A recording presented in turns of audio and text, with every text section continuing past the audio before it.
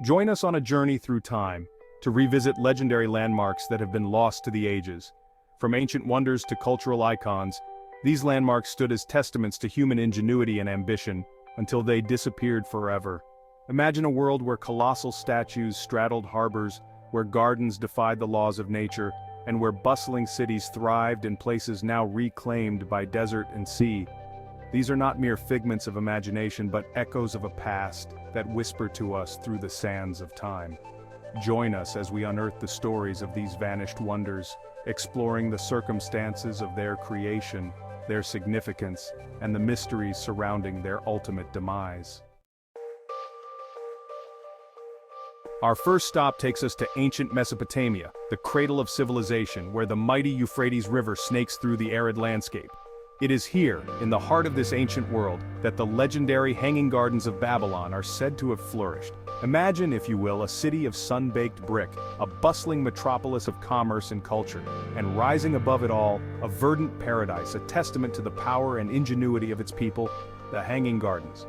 Legend has it that King Nebuchadnezzar II, the powerful ruler of Babylon, commissioned the gardens for his beloved wife, Ametis. Ingenious water-lifting systems, perhaps involving Archimedes' screws, drew water from the Euphrates, irrigating this man-made oasis and allowing it to thrive in the unforgiving desert. Yet despite its grandeur and the awe it inspired, the Hanging Gardens, like a desert bloom, were fated to fade. Their exact location remains a mystery, lost to the shifting sands of time and the ravages of history. We journey now from the deserts of Mesopotamia to the sun-drenched shores of ancient Greece, a land steeped in myth and legend. Here, nestled amidst the rolling hills of Elis, lay Olympia, a sanctuary dedicated to Zeus, king of the gods. And it was here that one of the most awe-inspiring statues ever created graced the ancient world, the statue of Zeus at Olympia. Crafted by the master sculptor Phidias in the 5th century BC, the statue was a testament to human artistry and a powerful symbol of divine authority. The statue's massive frame was constructed of wood, but this served merely as a framework for the true masterpieces. Plates of ivory, meticulously fitted together, formed the god's skin, while his robes and adornments gleamed with the richness of solid gold. Yet like so many treasures of the ancient world, the statue of Zeus at Olympia was not immune to the ravages of time. The exact circumstances of its destruction remain shrouded in mystery, but it is believed that a series of fires coupled with the temple's eventual abandonment led to the statue's demise. Whatever its fate, the statue of Zeus at Olympia vanished from the face of the earth, leaving behind only tantalizing descriptions and a legacy that continues to inspire awe and wonder. Our journey through time now takes us to the bustling city of Ephesus, a crossroads of culture and commerce on the Aegean coast of Asia Minor. Here stood the Temple of Artemis, a testament to devotion and architectural brilliance. Imagine a structure so vast, so intricately adorned, that it took your breath away. Pilgrims from across the ancient world converged on Ephesus, drawn by the fame of the temple. It was one of the 7 wonders of the ancient world. Yet, in 356 BC, Herostratus set fire to the temple, seeking notoriety. Although the Ephesians rebuilt it, the temple never regained its former glory. Today, only scattered ruins stand as mute witnesses to its former grandeur. Chapter 4: The Colossus of Rhodes. When a god fell from the sky. Our journey takes us now to a sun-drenched island in the Aegean Sea, an island strategically positioned at the crossroads of ancient trade routes, Rhodes. Here, in the bustling harbor of the island's capital city, once stood a bronze giant, a beacon of victory and a testament to human ambition, the Colossus of Rhodes. Imagine yourself sailing into the harbor of Rhodes in the 3rd century BC. Towering above the harbor entrance, its legs planted firmly on 2 separate jetties, stands a colossal bronze statue, a figure of such immense scale that it seems to touch the heavens. The Colossus was more than just a statue. It was a symbol of Rhodian pride and ingenuity. It commemorated the island's successful defense against a year-long siege by Demetrius Poliorcetes, a Macedonian general who had attempted to conquer Rhodes. Yet the Colossus's reign as guardian of the harbor was tragically short-lived. Just 54 years after its completion, a powerful earthquake struck Rhodes, toppling the mighty statue from its pedestal. Eventually, its bronze remains were sold for scrap, leaving behind only the legend of the bronze giant that once straddled the harbor of Rhodes.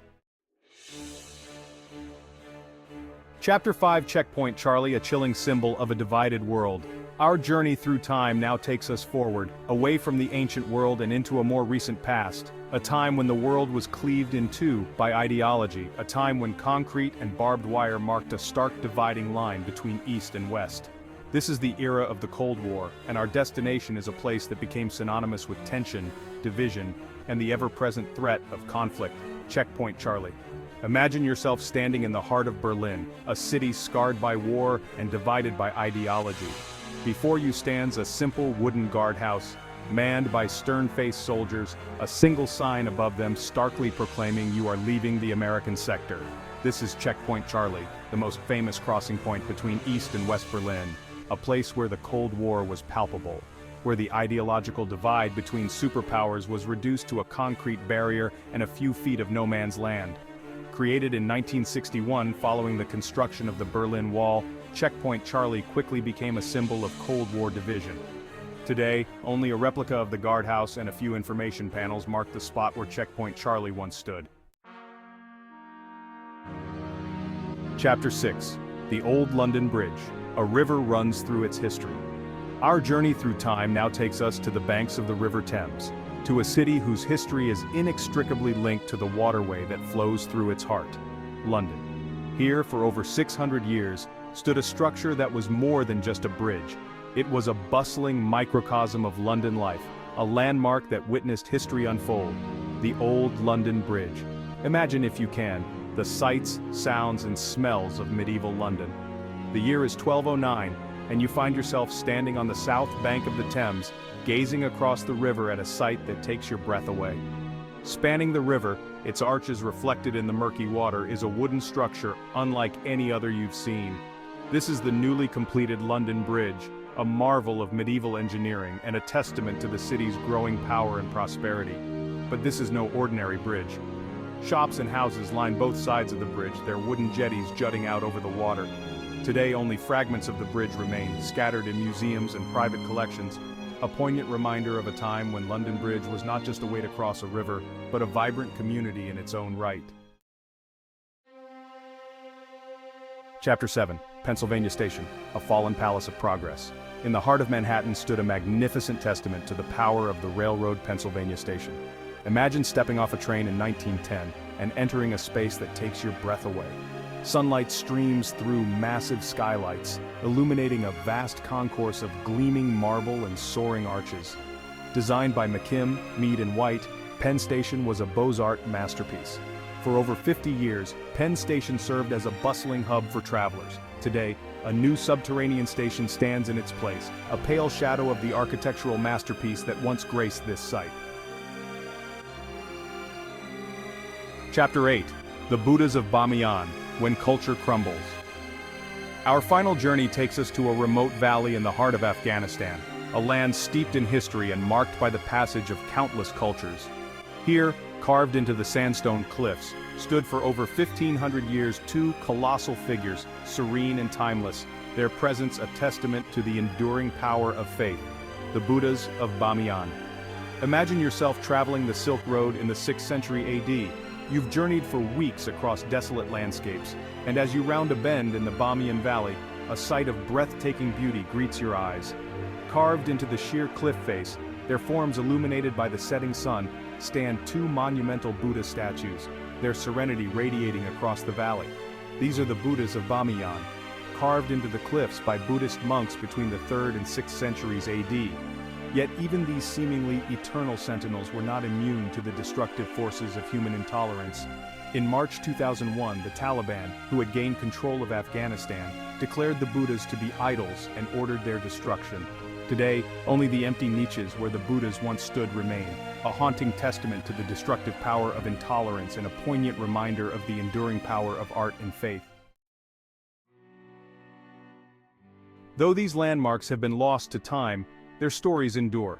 They remind us that even the greatest achievements can be fleeting, and that history, while fragile, must be preserved for future generations.